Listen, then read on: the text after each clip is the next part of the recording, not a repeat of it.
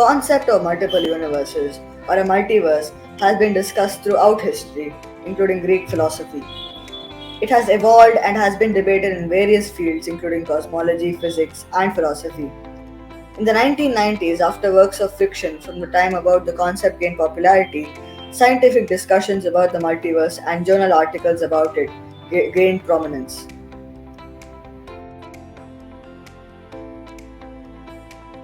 Now, I'll give a brief introduction about the side of topic I'm going to argue, which is that multiverse exists. The multiverse is the hypothetical set of all universes. Together, these universes are presumed to comprise everything that exists. The entirety of space, time, matter, energy, information, and the physical laws and constants that describe them all are presumed to be inside this multiverse. The different universes within the multiverse are called parallel universes, flat universes, other universes, alternate universes, multiple universes, plane universes, parent and child universes, many universes, or many worlds. One common assumption is that the multiverse is a patchwork quilt of separate universes, all bound by the same laws of physics. Thank you, Mukund, for your very valuable point. But I have quite a few problems with what you just told about the multiverse theory.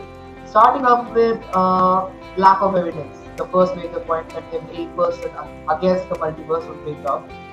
There is currently no direct observation or experiment to confirm the evidence or the existence of other universes. So there's no evidence or proof to prove the existence of these universes. Second one, testability. So critics argue that some multiverse theories are untestable because we propose universes completely beyond our reach and interaction. This makes them fall outside the realm of science that we are currently having. Third one, a very famous principle called the Occam's razor.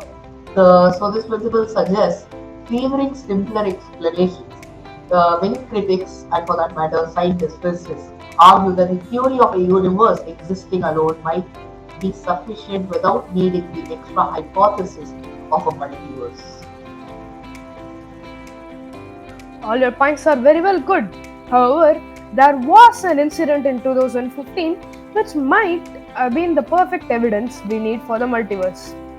Let me tell you the incident.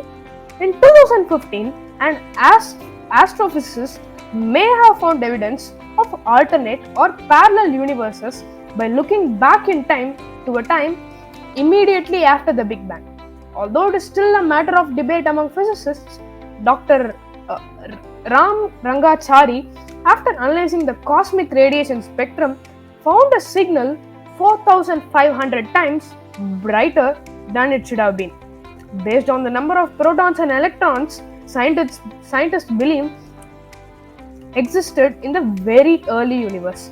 Indeed, this particular signal and emission line that arose from the formation of atoms during the era of recombination is more consistent with a universe whose ratio of matter particles to photons is about 65 times greater than ours. There's a 30% chance that this was not a signal and just a random observation by the scientist. However, there is still a 70% chance that this was a signal which came from an alternate universe and broke the myths of scientists saying that the signal shouldn't have been brighter. In fact, Dr. Rangaram Chari says many other regions beyond our observable universe would exist, with each such region governed by a different set of physical parameters than the one we have measured for our universe.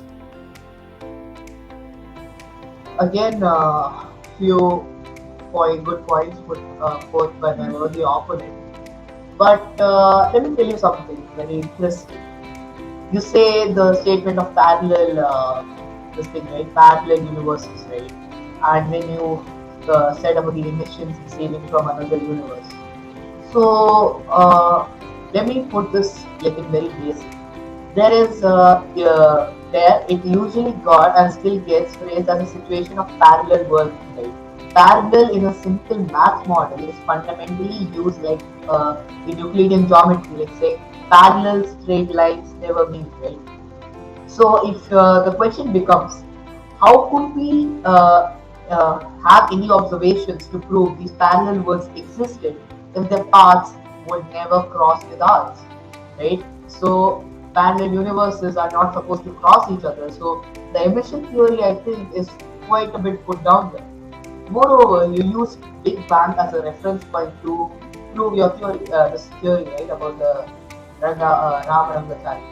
So let me tell you something. Science has problems, okay, like theories that have not quite been proved quite well yet. So, for example, the Big Bang model seems very workable after the first few bajillions of a second, but we can't really describe the instant when everything begins as a point of infinite density at heat.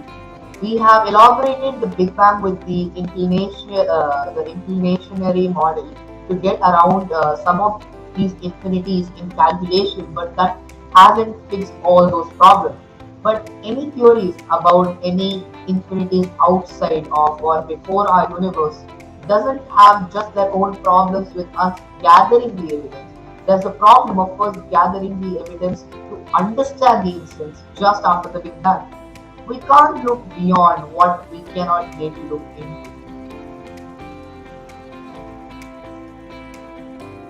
Okay, so that was a really good point saying that the Big Bang theory might not have been the correct evidence. However, there are many other evidences which do suggest that the multiverse exists. One point which you used was the vastness of the universe. The observable universe is incredibly vast, and the actual size would be infinitely larger. With so much space, it becomes statistically probable that other universes do exist and we just don't know about them, and they exist with different physical laws. Our universe seems strangely fine-tuned for life. The multiverse suggests this is because countless universes exist, and ours just so happens to be one of the rare ones which are life permitting. This is also supported by the anthropic principle. Einstein, the great scientist, spent the last 20 years of his life looking for the answer to the unified field theory which would explain the forces of this universe. String theory, which is the closest answer we have till now for this great problem, is in fact suggesting that a multiverse does exist in higher dimensions. I conclude my point by saying that the potential of the multiverse as a scientific theory is endless. Not only would it answer the Rangaramchari incident, it would also explain the fundamental forces of the universe using string theory, the theory which even Einstein failed to answer. The concept of multiple realities has existed throughout history in physiology and mythology, suggesting a deep-seated human intuition into the multiverse. I would like to add upon one last final point before I would myself like to conclude my point. This is a quote by Martin Gardner in 2003. He says, "There is not the slightest shred of reliable evidence that there is in any universe other than the one we are in. First theory has so far provided a prediction that can be tested. As far as we can tell, universes are not as plentiful as the two black berries."